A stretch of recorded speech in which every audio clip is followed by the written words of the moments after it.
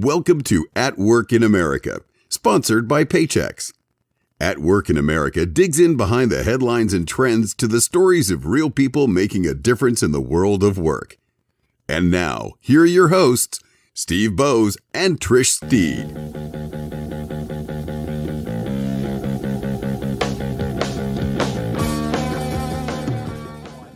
Welcome to the At Work in America podcast. My name's Steve Bowes, and I'm joined by Trish Steed. Trish, how are you today? I'm fantastic. It's my favorite show of the year. We are celebrating on this show. Our theme for the year is celebration. It's the 15th anniversary of our podcast, and we're celebrating on this show, one of our favorite shows. This is the Academy Awards preview and prediction show. We're celebrating the 96 Academy Awards, honoring movies of 2023 with our reviews and our predictions. And we brought in a special guest for this year for the first time ever on the Oscars show, which I guess we've been doing for 6 or 7 or 8 years. Yeah, probably 7 or 8 at this point. Yeah. Our guest today is Patrick Bowes. He's a film student and content creator focusing on pop culture, film, and current events. Some recent topics include the rise of AI in the creative space, a failed Willy Wonka scam event, and the impact of private jets on climate change, subtitled How Taylor Swift is Destroying the Planet. Patrick, welcome to the show. How are you? I'm doing very well. Yeah, you had to give away the fact that private jet story was at the expense of Taylor Swift. It was. I did enjoy the video. And by the way, I'll just give you a shout out.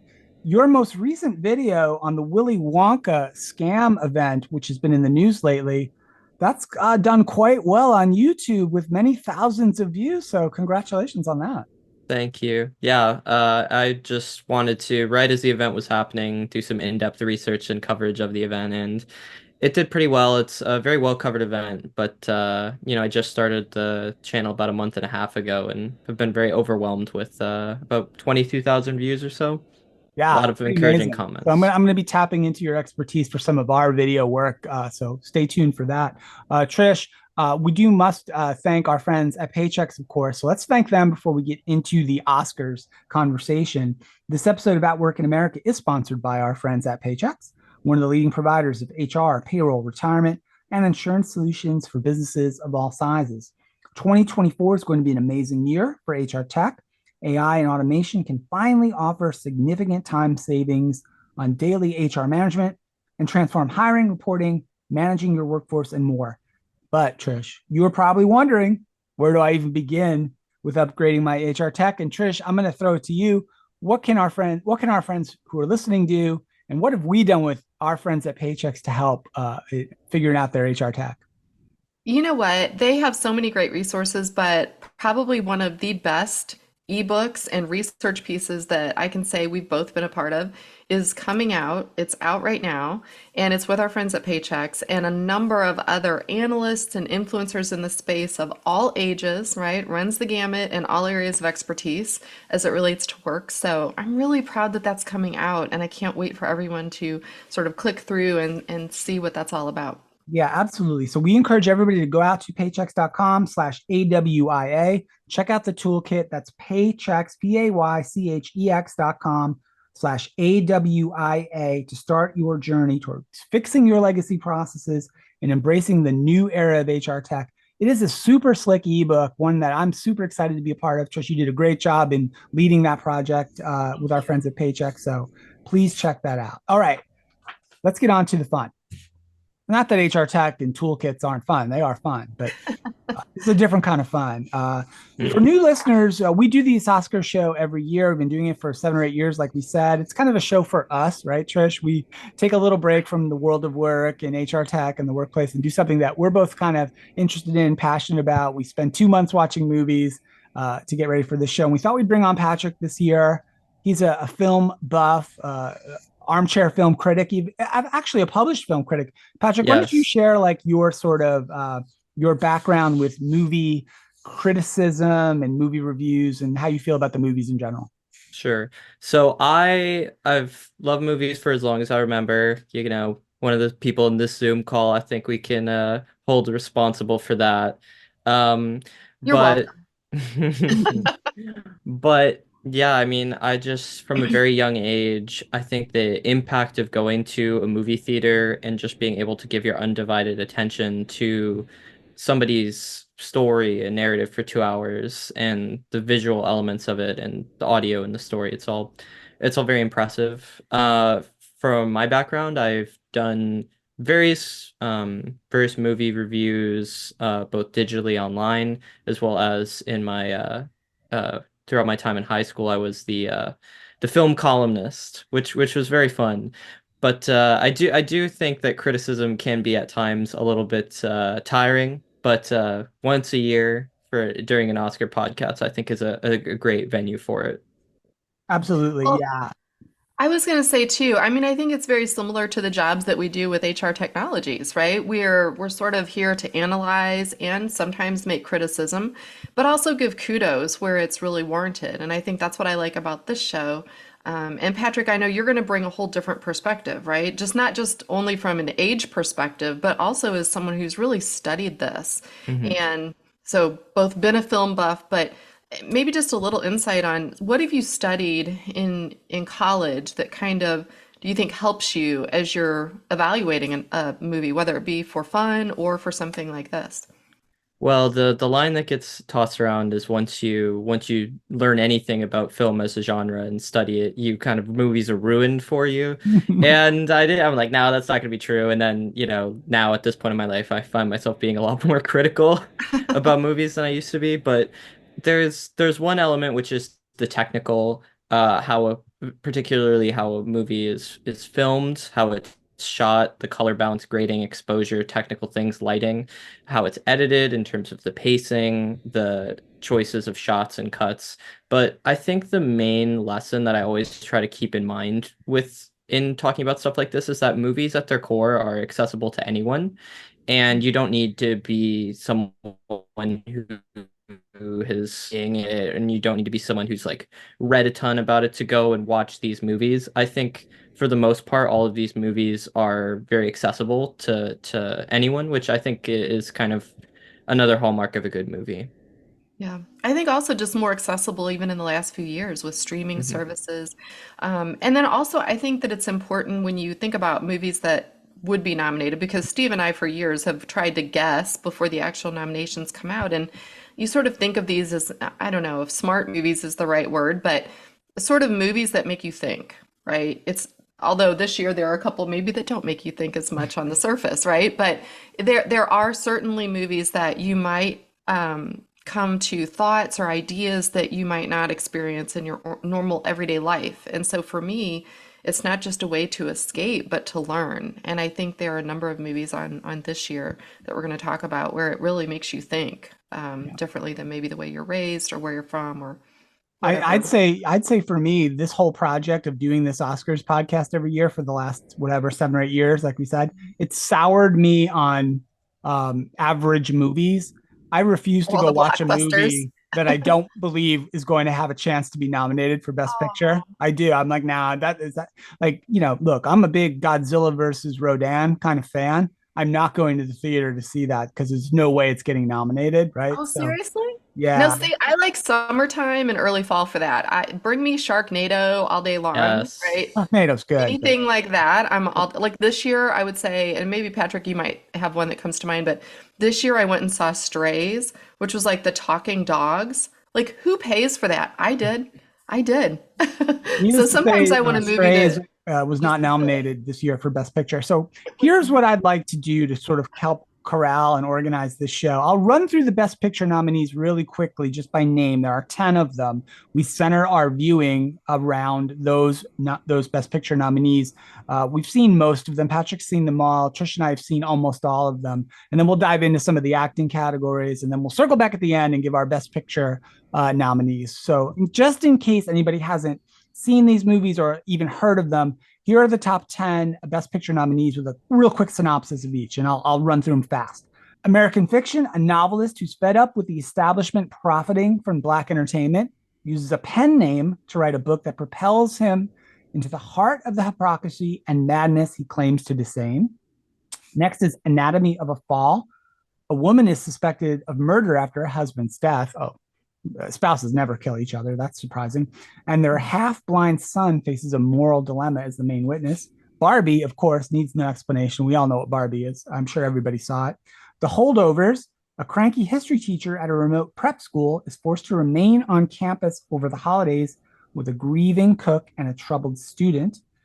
Killers of the Flower Moon. This is the one I did not see. When oil is discovered in 1920s Oklahoma under Osage Nation land, the Osage people are murdered one by one until the FBI steps in to unravel the mystery. Then we have Maestro, a love story chronicling the lifelong relationship of the conductor composer Leonard Bernstein and the actress Felicia Montalagre Cohn Bernstein. Oppenheimer, most people probably saw this one too. Huge summer movie about the American scientist J. Robert Oppenheimer and his role in the development of the atomic bomb. I'll skip ahead. That movie's an hour too long. Past Lives, Nora and Hae Sung, two deeply connected childhood friends, arrested apart after Nora's family emigrates from South Korea. 20 years later, they're reunited in one fateful week. Poor Things, the incredible tale about the fantastical evolution of Bella Baxter, a young woman brought back to life by the brilliant and unorthodox scientist, Dr. Godwin Baxter. And finally, The Zone of Interest, a feel-good movie about Auschwitz. Auschwitz Commandant Rudolf Hoss and his wife Hedwig strive to build a dream life for their family in a house and garden beside the infamous camp. Those are the 10. Wow, that's quite the list. And I was sort of joking about a couple of them, but not really. Let's get into it. Should we do our first category? Let's go. Yeah. All right, I'm taking a breath. The first category we want to talk about, actor in a supporting role. Here are your nominees. Sterling K. Brown in American Fiction, Robert De Niro, Killers of the Flower Moon, Robert Downey Jr., Oppenheimer, Ryan Gosling for Barbie, and Mark Ruffalo from Poor Things. Trish, I'll throw it to you first, and Patrick, you stand by for your commentary. Well, so first of all, out of those actors, I love them all. I will just, in full transparency, I love Mark Ruffalo, and I was hoping I would love him the most. I did not. I love Sterling K. Brown, but I've not actually seen that movie. I'm going to be seeing it this week before the actual Oscar ceremony. So unfortunately, I cannot vote for him, although I'm wondering if he is actually the best. But of the remaining ones that I did see, I did like Robert Downey Jr. and Oppenheimer. I know you think that movie is too long. I don't disagree with that, but I think that he brought realism. What I liked about him is he can play in all these different movies, and I believe who he is. He's never the same character. You know, there are sometimes actors like Tom Cruise. It doesn't matter what movie Tom Cruise is in, America's he's always Finest the Actor. same guy. No, he's always the same guy. No, but anyway, so that's why I would pick him. I thought he was very believable, did an outstanding job, and tough category though. I have not, to be fair, I have not looked ahead to see who's predicted to win. So, Patrick, how about you? I know you've seen those movies as well. What are you thinking? Yeah, I think this is a pretty strong category. I think all four of the acting categories, you could certainly make a case for most of these people ultimately to win. Sterling K. Brown was good in American Fiction. I think maybe a little bit underused. In Ruffalo in Poor Things. I think Mark Ruffalo's a very, very talented actor with an incredible range, which I think is fully on display in this movie.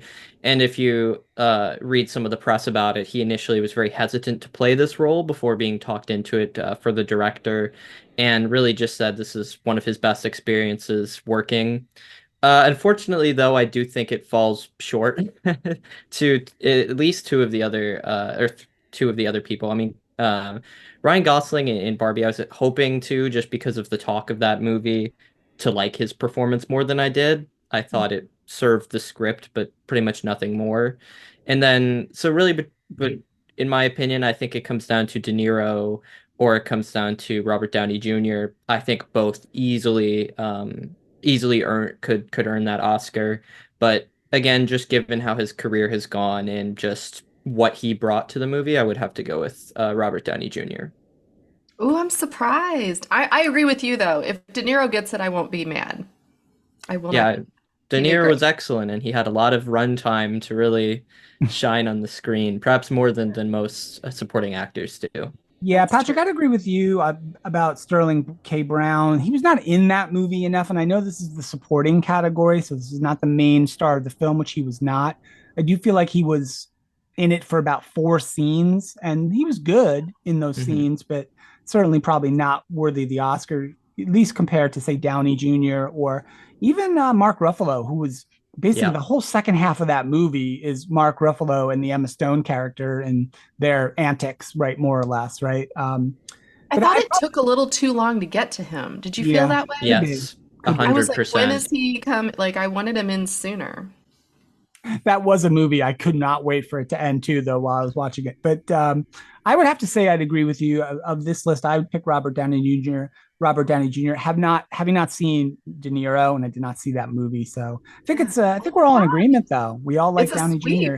I thought he was Yeah. very good in that movie, and kind of was the only thing for me that held that movie to the end because uh, we'll talk about Oppenheimer and Best Picture, but I do feel like it was way too long. Um, Okay.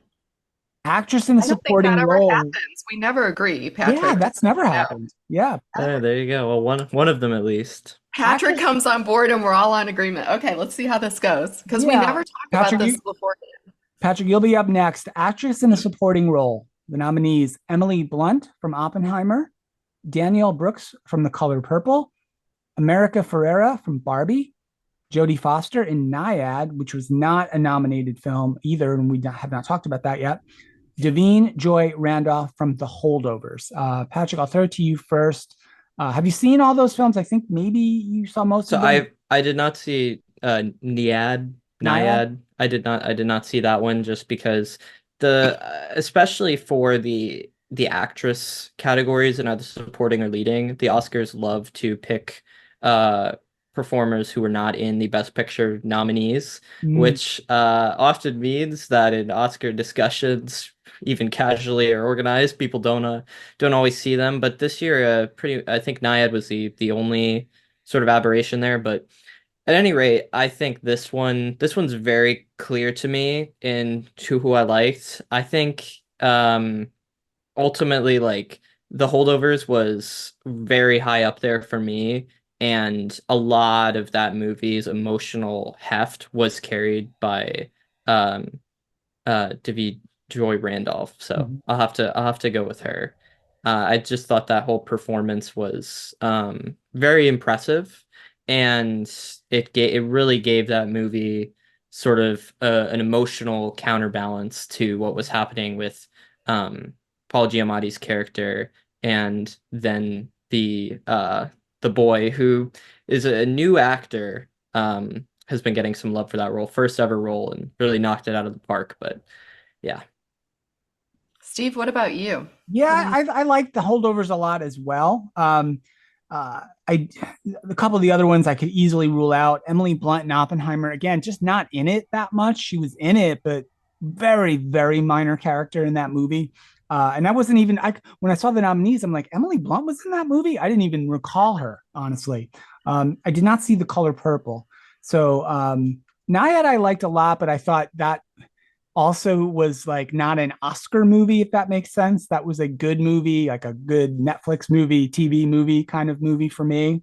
So I'd rule that out as well.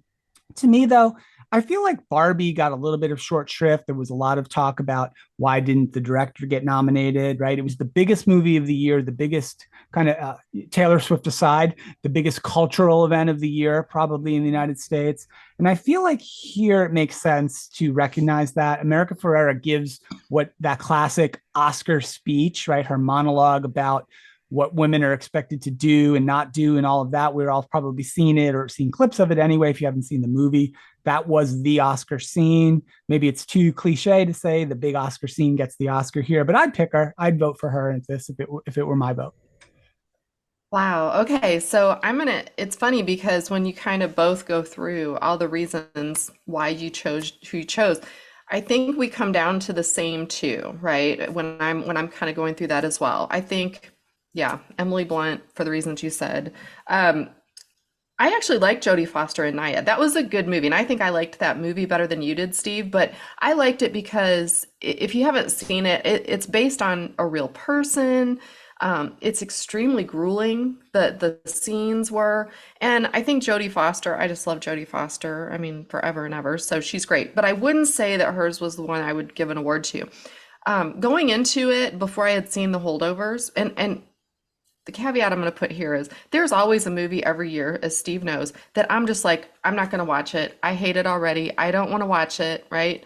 And then shortly thereafter, it becomes like one of my favorite movies of all time. Um, and so I feel like that with The Holdovers. I was not anxious to see it. It didn't look interesting to me at all. I was absolutely America Ferrera for the win till I saw The Holdovers. And Patrick, for some of the reasons you said, I feel like I know we'll talk about him in a little bit, but the gruffness of Paul Giamatti's character absolutely needed that counterbalance, right? And I originally thought, oh, this character that Divine or Devine Joy Randolph plays is just going to be sort of just barely in it. No, she was so needed. And look, spoilers ahead, right? Already, we've kind of said that. If you've not watched these movies, go watch them. But the scene where they go to the restaurant and they want to get the, was it cherries flambe, I think, Mhm. and they Cherry's can't. Jubilee. Cherry's Jubilee, that's it. Yeah. And so they can't do it because it's alcohol and the young man is underage or whatever. And so they go out into the parking lot and they do this in the parking lot for him, right? And I just felt like she was such a mothering character and she was so needed and I loved her and I really hope she wins. I really do. She was amazing. Yeah. Yeah. So she's my pick. Yeah, I think I agree with you both though in terms of this was a really good movie that the kind of movie that very under the radar, not a blockbuster, not the biggest names. Paul Giamatti's a really good actor, but not a movie star type of actor, right? There's a young actor making his debut in a key role as well, but it hit a lot of the right notes, and it It was one of gets my in there, favorites. you know? It's probably not going to win, but it was definitely one of my favorites of the 10. I would Yeah. agree. And I would say, I love America Ferrara. She's been in a lot of other movies. I think Sisterhood of the Traveling Pants, but where I know her Yeah. from mostly would be Superstore, where she is kind of a main character or a co-main character. She's a very talented actress. I just feel like in a lot of ways, that big Oscar speech was it's gotten mixed reviews, which is not kind of what you want for your film's emotional coda of a bunch of people saying it's a little cliche. Um, but she was good in that movie, but if you look at, she just didn't make the movie nearly as much as Devine Joy Randolph. And I think we'll get some yeah, and the thing about Emily Blunt being nominated, you almost wish I wish Florence Pugh almost got that nomination as well. I felt like Right? her role even in Oppenheimer was more significant, but I would Yeah, agree with that. I think it has to have some impact. You yeah. have to really feel it. And to me, that's the thing. It's like it doesn't even have to be through a full movie, but when they're on screen, are you emotionally like feeling yeah. something? Yeah, Emily Blunt had that one scene where, it was kind of like the version of the Godfather scene when, it was it was Barzini all along. It was always Barzini. Like there's a version of that scene in Oppenheimer, and that was it. Like after that, I forgot about her. So, Yeah. all All right. right. This was good. Let's get into the acting categories. This is the At Work America podcast. We are doing our Oscars preview and prediction show with Steve Bose, Trish Steed, and our special guest Patrick Bose here today to lend some heft to the movie criticism from his point of view. Actor in a leading role for me, a tough one. Honestly, there's not one that absolutely has to be it for me. The nominees are Bradley Cooper in Maestro, Coleman Domingo in Rustin. I'll admit to have not seen that movie. Paul Giamatti in The Holdovers. We've mentioned him here already. Killian, I hope I said that right, Patrick. Killian Murphy from Oppenheimer and Jeffrey Wright from American Fiction are the 5 nominees. I'll throw it to you first, Patrick. You probably got an opinion here. What do you think Yeah. on Best Actor? Yeah, I also did not see the Rustin, but I'm gonna focus my discussion on the 4 actors from Best Picture nominees. I was not 100% aware that Jeffrey Wright had been nominated for that role. It's very well deserved. I think he gave a really phenomenal performance. I think one of the things, and I'm sure we'll talk about this more when we get to the Best Picture segment, but American Fiction is a truly funny movie, arguably like making a claim for one of the more funny movies, but not at all at the expense of dramatic heft or Yeah. emotional impact, which is something I found really impressive and is a credit to everyone involved in that movie, but talking specifically about Jeffrey Wright. Um, Bradley Cooper and Maestro, I watched that fairly recently. That was kind of, I'm sure you guys have heard about Bradley Cooper's almost like the most Oscar bait of all Oscar bait campaigns. He's talking Thank you about for how saying immersed he that. was in this role for 6 years, which frankly, I think anyone, it was not that complex a role where I think, oh, it deserves everything. It's in all the prosthetics, which were unnecessary, although the visual aging in that movie, not related to this, was very impressive. So that really leaves it down to kind of, I think, the two big people who I think are likely to win this award being either Cillian Murphy or Paul Giamatti. And as much as I love The Holdovers, I love it much more as a movie, much more than Oppenheimer. I am gonna have to go with Cillian Murphy just because throughout that entire movie, I think it was very impressive what he was able to do. His range emotionally was very good. He conveyed everything he needed to. He was asked to do a lot in that movie, and I think he delivered. So that he's got my vote. What do you think, Yeah. Trish? You know what? I'm for the reasons you said. I did see Rustin. I will say if you haven't seen it, it's I believe Netflix. It was really excellent.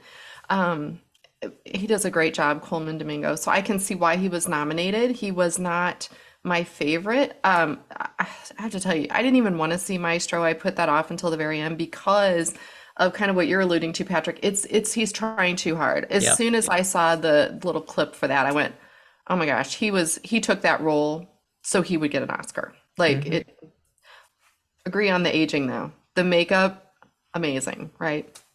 Um, so that one again, I didn't hate the movie. I thought I would. Didn't hate it. It was fine. I don't see that being Oscar worthy. Haven't seen American Fiction, so I had to pass on that one. So it comes down to Oppenheimer and The Holdovers. I'm gonna say this is kind of where it comes in. The difference of who I think will win is it Killian Murphy? Killian Murphy? I think he will win. He was great. It long or not, he does a really nice job. But who I would want to win is Paul Giamatti. Again, because that was one where I didn't think I would enjoy that movie at all. I didn't really see how I was going to relate to that movie. And he personally drew me in.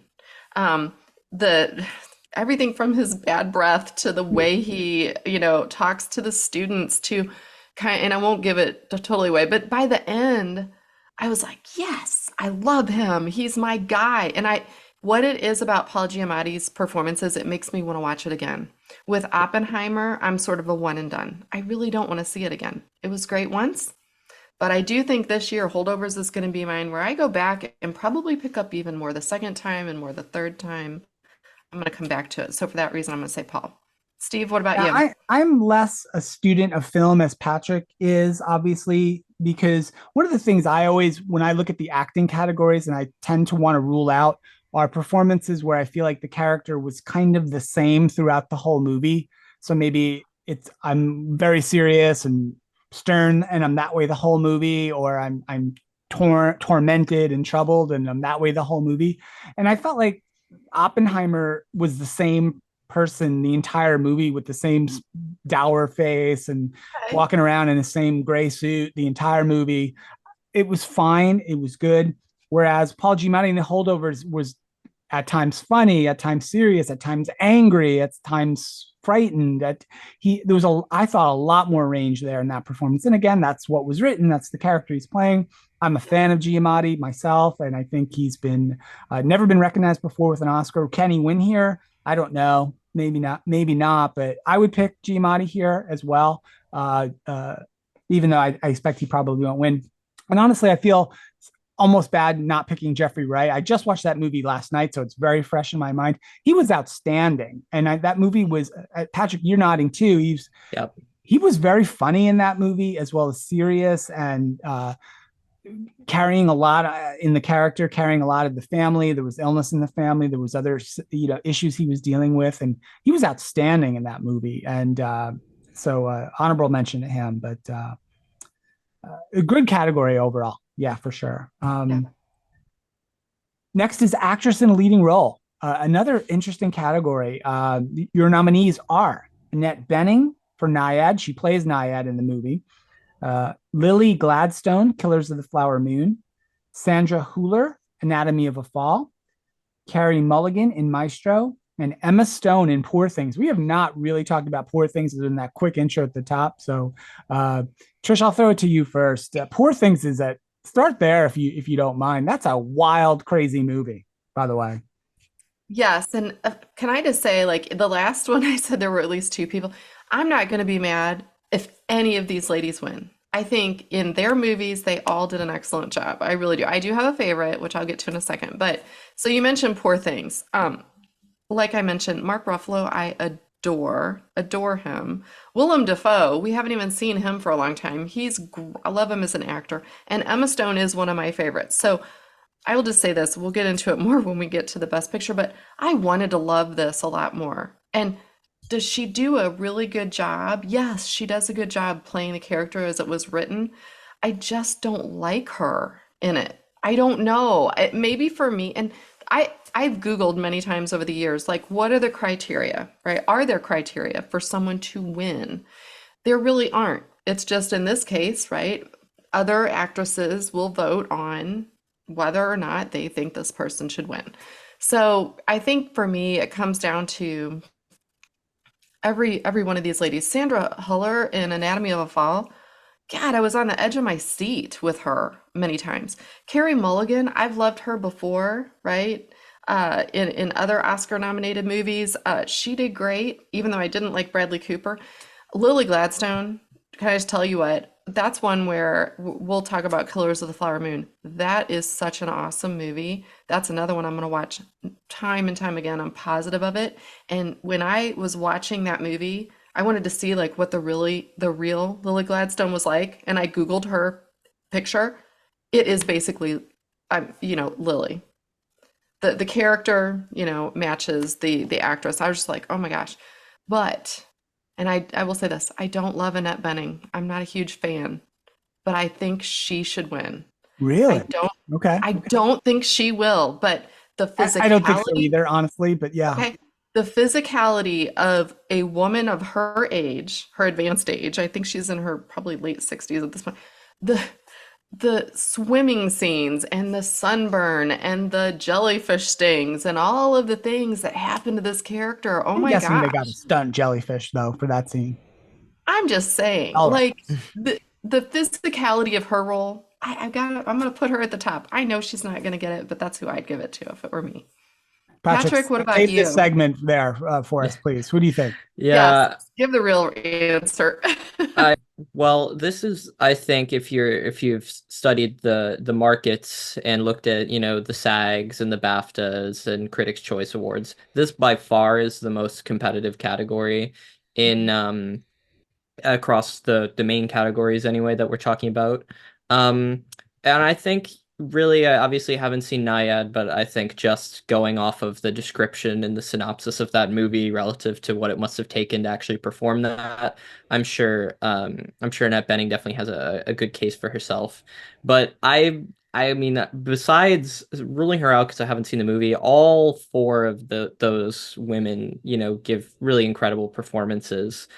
Um, is like seeing Sandra Hüller there up there like just pains me because I know she's probably not gonna win, but Anatomy of a Fall and it was just such a spectacular movie. But in terms of who I think is gonna win, I think Emma Stone, in my opinion, I think by the end of the movie, as her character was literally growing and changing language-wise, I think like okay, I can see the rationale behind nominating her, but the first third of the movie where she's just trying to act as someone who's like the mental age of a 2-year-old or 4-year-old or something, that just wasn't really working for me, especially, given how the story progresses, and obviously though that is the point to some extent, but I gotta go with Lily Gladstone here. Kind of really came out of nowhere, gave a spectacular performance, just served as a perfect foil for Leonardo DiCaprio, making a lot of history with the nomination. And overall, just, I mean, she in that movie was conveying so much while doing so little and being asked to do so little, but doing in such a way that the subtlety was truly like incredibly well done. So I would, if I had to pick one of the performers, I'd have to go with Lily Gladstone. Yeah, I think that's who will win. I Yeah, agree. I think you're probably right, Patrick. I did not see that one, so obviously I can't comment on her performance. But by Go all see it accounts, before the it was Oscars. phenomenal. I know I need a week and a half to watch that movie, though. It's so long. But No, it's I worth think it. It's I'd not like probably pick Oppenheimer. of the ones I saw. I'd go with Patrick and say I loved Anatomy of a Fall too. And Sandra Hüller was the really the main character of that movie, was in almost every scene that mattered, and sort of the entire movie centered around her and her character and whether or not she was the murderer or not, right? So Yeah. maybe it's a little too Lifetime for television-esque, but it was better than that, and it was really truly, and you do get to the end and kind of leave questions in your own head about the ending too. So, and I like that movie a lot. Plus, like, kudos for her for also having a big role in The Zone of Interest, which she was not nominated for, Yeah. but she plays the wife of the Auschwitz commandant in that movie as well. So to have those two high profile roles in two huge movies in the same year is quite something too. So I would choose her of that list. Although probably no chance of her winning, sadly. So, Yeah. all I right. would I don't say know you, though, you with know, Oscars, I think that you'll be surprised sometimes who other actors and actresses recognize. So we might be surprised. yeah. And someone from that movie who I, would have loved to have seen get a nod was the guy who played that lawyer, Vincent. I thought it's excellent in that movie. Yeah, the lawyer Yes. was good. He was very Yeah. good. Yeah. Yeah. And maybe so, a question for another day is why, like in Best Picture, they've expanded the list of nominees to as many as 10 films. And there's typically now every year 10, but yet in these major acting categories and other categories, there's only five. Like, why can't there be more? Right? I don't know. This Um, podcast is already hard enough with just yeah, the five. we'll be doing a Let's three keep it hour at five. podcast. Um, I wanted to jump in real quick on original song. We usually don't talk about this. I have one comment on original song. The nominees for original song are "The Fire Inside" from Flaming Hot, music and lyric by Diane Warren. "I'm Just Ken," we've all heard that, from Barbie. "It Never Went Away" from a movie called American Symphony. "Wajache," a song for my people from Killers of the Flower Moon. And the one that's probably going to win that everybody's heard a million times, what was I made for? From Barbie by Billie Eilish and Phineas O'Connell. The only reason I wanted to talk about this is I was watching the Grammys a couple of weeks ago, and that song won the Grammy Award, or a Grammy Award, for one of the categories, and they played it live, and it was really compelling. But here's why I wanted to bring it up as well. We always talk about Oscar snubs and things that should have won or things that make us angry. And in Best Song, I'm still angry a few years ago, Trish. And this is why I think the winner of this year's Oscar, in a break from tradition, they should award Okay. the Oscar to a song that was nominated several years ago, but still should win this year. The winner of the Oscar should be Sufjan Stevens for "Mystery of Love" from "Call Me by Your Name." There, I said it. It didn't win 5 years ago, and it should have won, and it still should win. I It should fully it should win every year until it wins. We'll see what Patrick says. Patrick, what do you think? I would love to see that. I think also there's literally a "Call Me by Your Name" poster. It's a little blurred right now, but you can see kind of a little Oh, bit of is it Timothy. behind you? Yeah, you can see a little bit of Timothy Chalamet right there. Um, yeah, the thing that I do just want to say about that is that Sufjan actually had a couple songs in that movie, Feudal Devices, and I'm blanking on the name of the third one, all of which were better than whatever ended up winning that year. So I'm a little Exactly. bitter I'm about still that bitter too. about it. And I'm bitter about that Gary Oldman career Oscar for playing Winston Churchill over Timothy Right. Chalamet too.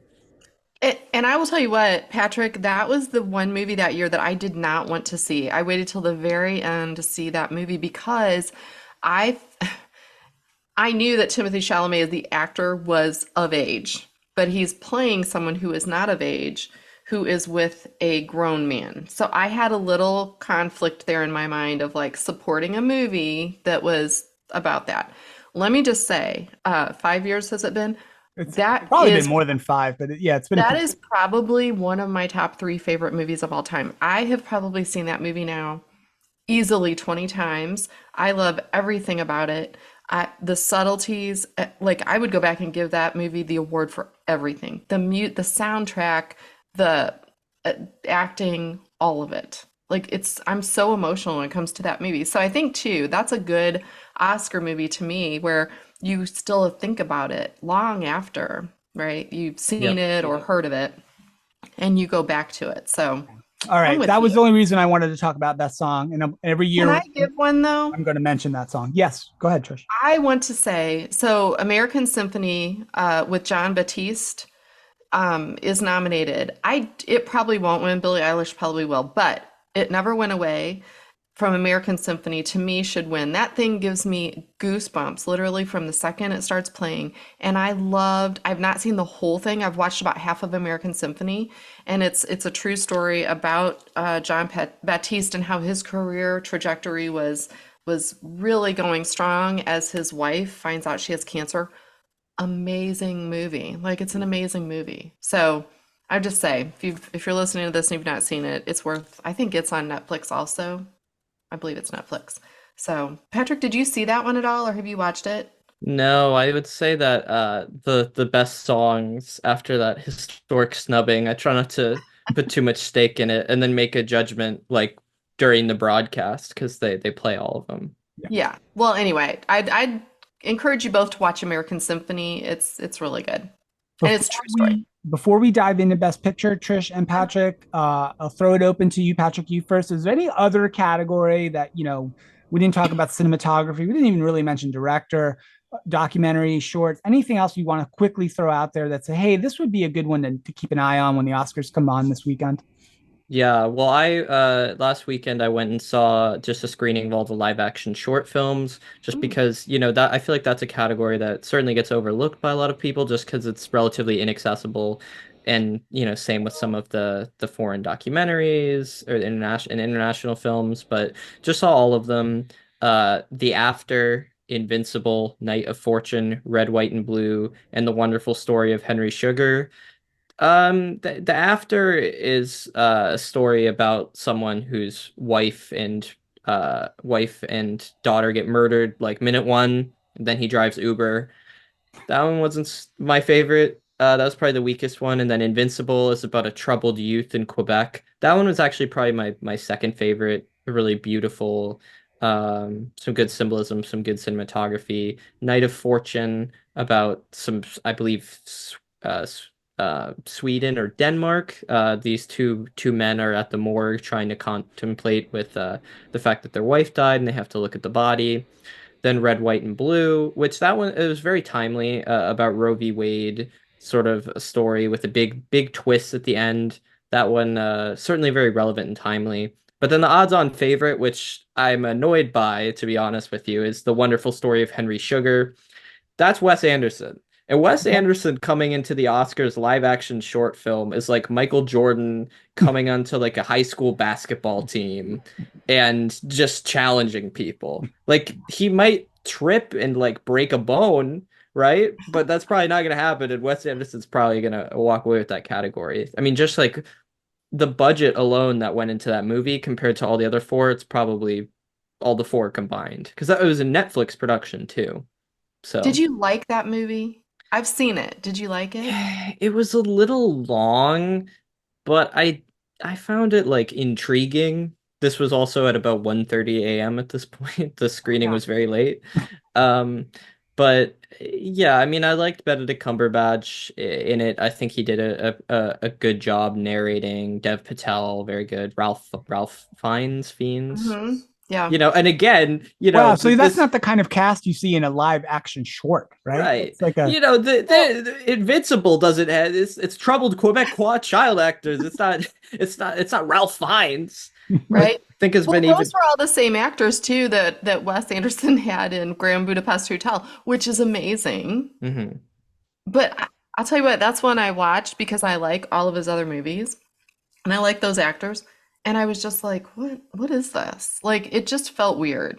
It felt a little bit like the Bradley Cooper trying too hard. I just felt like, Yeah. what are we doing here? So Yeah. if that was a 5 to 10 minute little truly short, I might have liked it, but it was too long for me. That was 39 minutes, I think. Oh wow. I had fast forwarded to the end, Yeah. to be fair, but beautiful. It's beautiful. Trish, did you have any other category you wanted to shout out before we just quickly run through the best picture and make our big picks? No, I think we should get right to it. Okay, let's do it. And I'll quickly read them again, and I'll also mention the ones where the director was also nominated for Best Director, because five of these pictures did have their director nominated as well. So again, the nominees for Best Picture are American Fiction, Anatomy of a Fall, director Justine Triet was nominated, Barbie, The Holdovers, we've talked about a lot on the show, Killers of the Flower Moon, director Martin Scorsese also nominated, Maestro, Oppenheimer, director Christopher Nolan nominated. Past Lives, we have not talked about this movie at all on the show, and it was absolutely one of my favorites. Past Lives, Poor Things, director Yorgos Lanthimos nominated. And finally, The Zone of Interest, director Jonathan Glazer also nominated. So those are the 10 Best Picture nominees. Patrick, I'll start with you. You don't necessarily have to make your pick, but give us some thoughts. Anything stands out, or any two or three that you would rule out? Absolutely no way. Shouldn't even be on Yeah. the list. So I would say that this has probably been one of the stronger years for Best Picture nominees in a couple years at least going back to right around the beginning of COVID.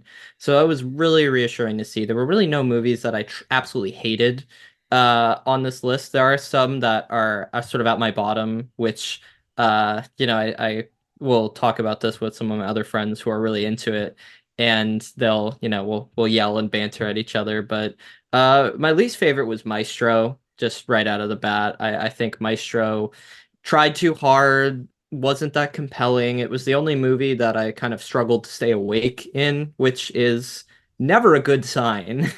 Not to say people have never fallen asleep to good movies, but I don't think that was the case here.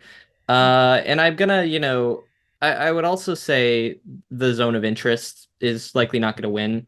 I think it was a good movie, but I have a lot of problems with it, especially with how it is shot. Most of the movie was shot in wide scenes, full shots, which kind of was intentional on behalf of the director and the cinematographer. They don't want you to be close into the emotion throughout the entire process. They want to kind of remain detached, which is fine. But one of my friends described it was good art, but not a good movie. Mm. And that's exactly how I would describe it. And there was also a sequence, literally 1 minute of the main character going through his house and turning off the lights, which, even if you're going for symbolism, let's cut that, not even just in half, let's cut that to 15 seconds. I think the audience will get the point. And there were a lot of examples like that. And then the last one I'll say, I just straight up, in my opinion, should not win Best Picture. This will probably ruffle some feathers, would have to be Barbie.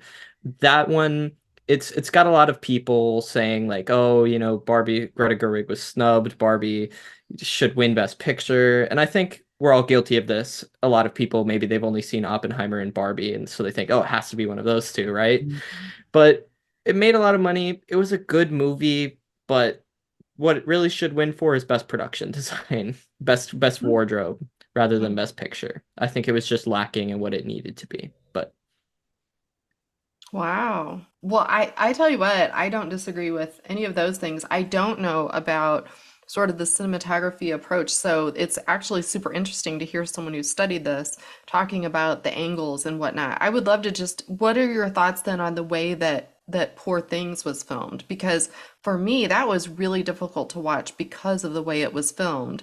It was almost too close up and almost like a fisheye lens or something. It felt yeah. like, what did you think about that one? So Poor Things, the director, Lanthimos, pronunciation question mark obviously, but I've seen one of his other movies, The Favorite, which I felt really worked. I love The Favorite. Yeah, Was that the they one about the Queen of England? yes, Okay, the yes, I Queen and remember that one. her two lovers who Yeah, With were Emma Stone, who was yeah. yeah. amazing. Yeah, and Olivia Colman and all that. Yeah, it was a Nicholas Hoult, I think even too. But that was a very good movie. And one thing that just reading a little bit about it in the interviews, like they deliberately ramped it up a notch for Poor Things as an intentional choice. And obviously the beginning 40 minutes or so being shot in black and white. That's also an intentional choice. They deliberately went with crazier lenses, more out there effects with how they were deciding to shoot it. And I think there are some sequences where it works, like for example, the dance scene when she's dancing Mhm. with Mark Ruffalo's character. I thought that was probably my favorite shot visually, just from how that was filmed. But also like there were multiple times when, the fisheye can become a little distracting. Yeah. Yeah. Well, thank you for explaining that because that was all it's as someone who doesn't know about those things, it is a little challenging sometimes to watch movies when you're thinking like it is distracting to watch the actual Mhm. story unfold sometimes the way it's shot, right?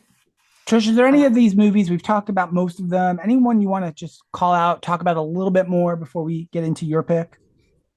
I would just say this. I agree that, I have Maestro, Poor Things, and actually Barbie at the bottom of my list for an Oscar. I love Barbie, but I just didn't feel like it was a true Oscar movie. Great movie. I did write down it made $1.4 billion, but that goes back to like just because something makes a Nice. lot of money and is commercially successful does not mean that it's a well thought out, well produced, um, I'm just deserving, I guess. I want a movie that's going to really make me think about it, and I want it to be whatever I choose today is something I want to be able to go back and say in 5 years, I've watched this now 20 times. So that's just kind of so I pretty much agree. Didn't see Zone of Interest, but I would agree with where Patrick is on those. Yeah, I put some value for me in just movies that kind of resonated with me. I will think about well after I saw them. I maybe want to go back and watch them again, maybe even multiple times in the future. We talked about Call Me by Your Name, right? A little bit. That's an absolute example of one of those movies you'd go back to multiple times.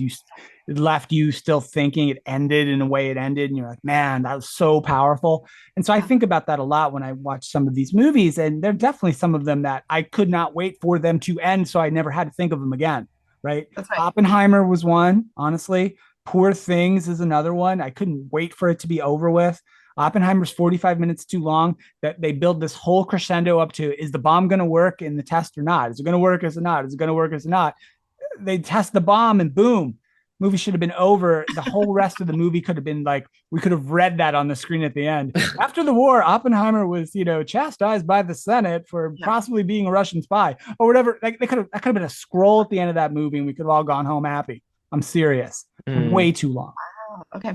So one of the I movies, like I said, we didn't talk about much, and I feel bad about because I really liked it a lot, was Past Lives.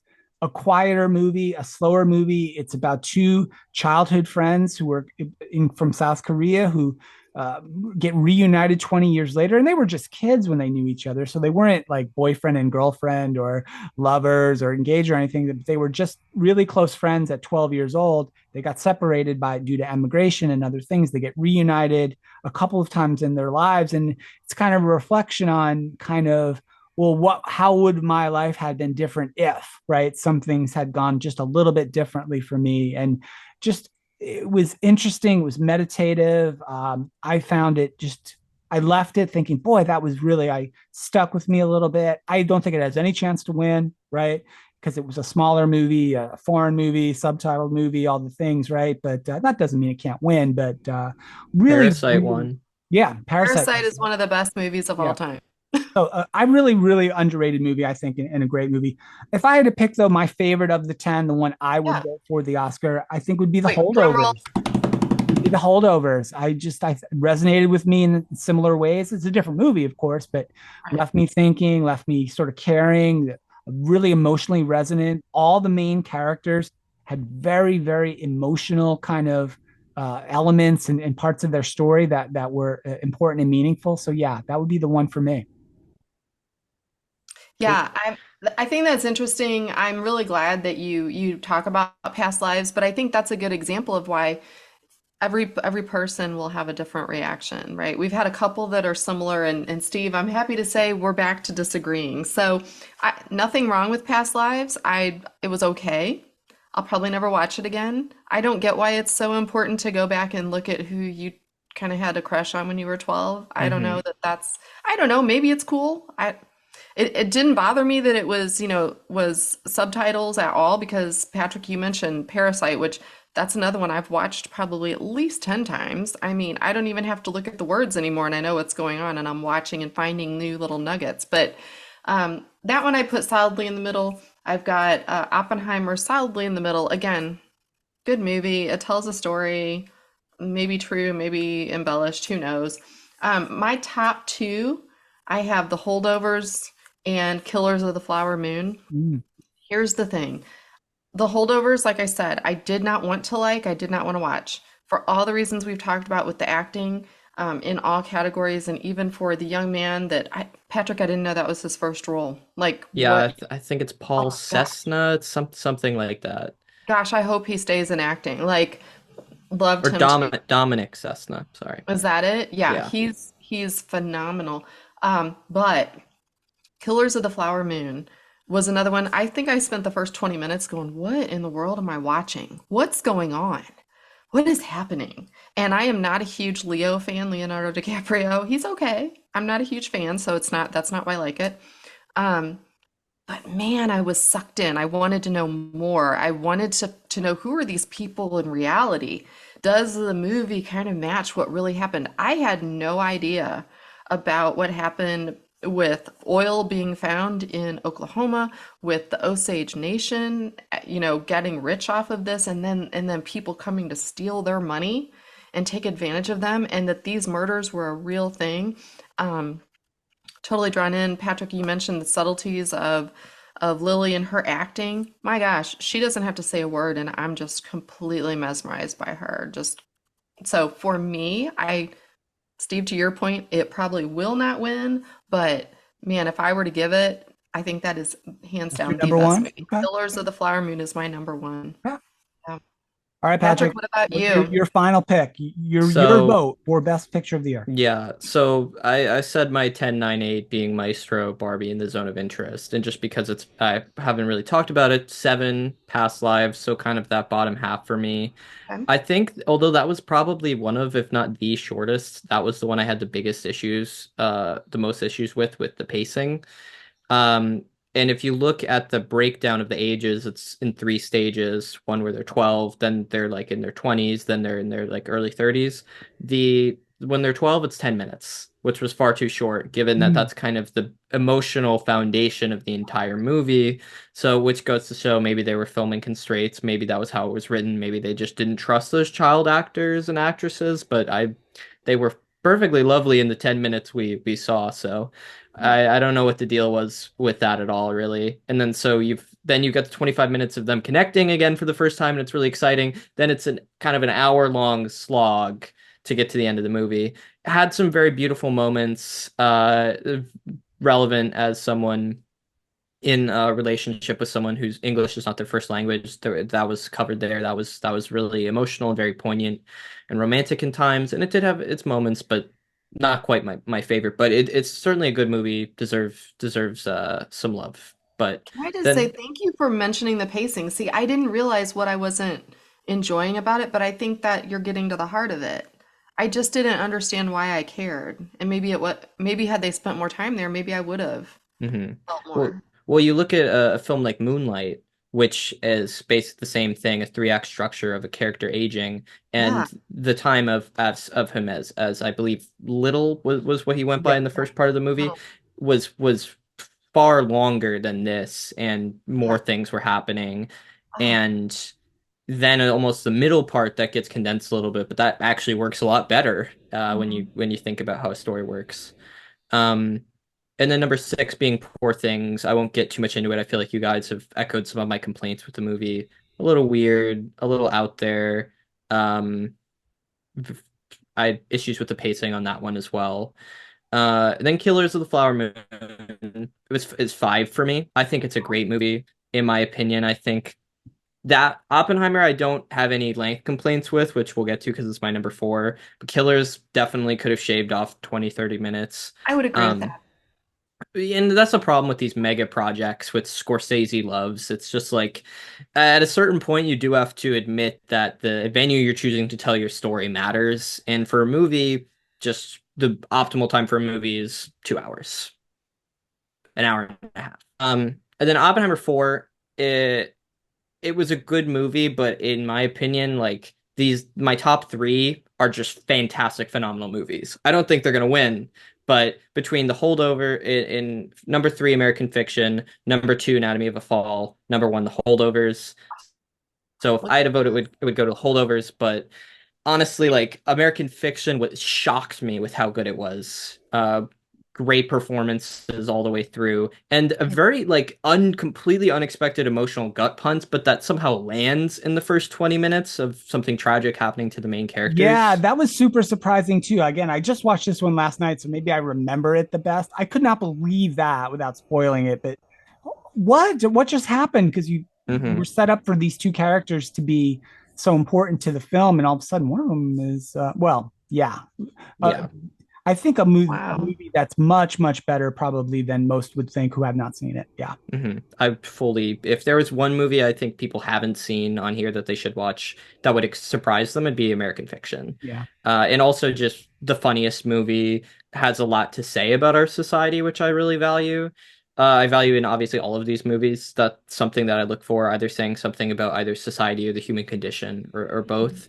Anatomy of a Fall again just shocked me. I maybe I'm gonna get some grief from some of my friends for not putting it as first, and it may end up as first the more I have time to think about it. Mm. But just crazy out of nowhere, I thought like, oh, I'd hate this movie, and then it's just such a gripping legal procedural with amazing performances and some great set pieces, a lot of heart, and obviously it's kind of like a whodunit movie in some senses. I still don't know if she killed him or not, Yeah, you don't and find out. you Yeah. don't find out. And one That's thing I just, not to get too into the weeds, but just very quickly, there's a scene in a courtroom where a conversation between her and her now dead spouse has been recorded.